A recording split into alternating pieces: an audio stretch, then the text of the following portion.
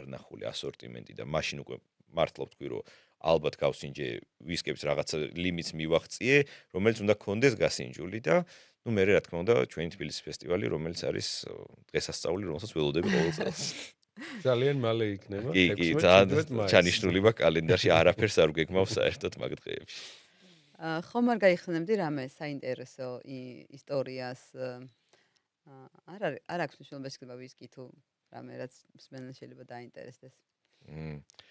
არ შემიძლია არ გავიხსენო ისტორია, როცა ჩვენი ერთი მეგობარი, სახელს და გვარს არ დავასახელებ, აი ესე მე მოფრინავდი მარტო ჩემს შვილს. გამახსენდა. კი, მე მოფრინავდი ჩემს შვილთან ერთად მიუნხენიდან თბილისში, ჩავჯექით თვითმფრინავში და გვერდზე მომიჯდა ადამიანი, რომელსაც არ ვიცნობ.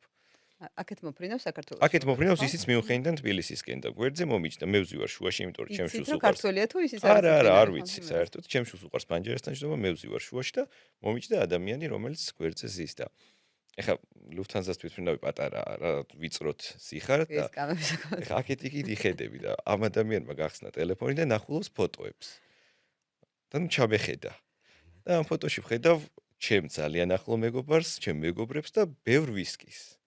და ნუ მე ეგრევე დავაკავშირე, საიდანაც მეცნობოდა ეს ადამიანი, რომ შევხედე მე მეცნობოდა ჩვენი ჯგუფიდან, ვისკის ჯგუფიდან და ნუ იქ ესე პირველად ხელი ჩამოვართ ერთმანეთს, დღეს ძალიან ახლო მეგობრები ვართ და ესე ვიძახით, რომ ჰაერში დაწყებული მეგობრობა არის. საინტერესო ისტორია. ის მოფრინავდა გრაცის ფესტივალიდან. ის მოფრინავდა რეალურად გრაცის ფესტივალიდან.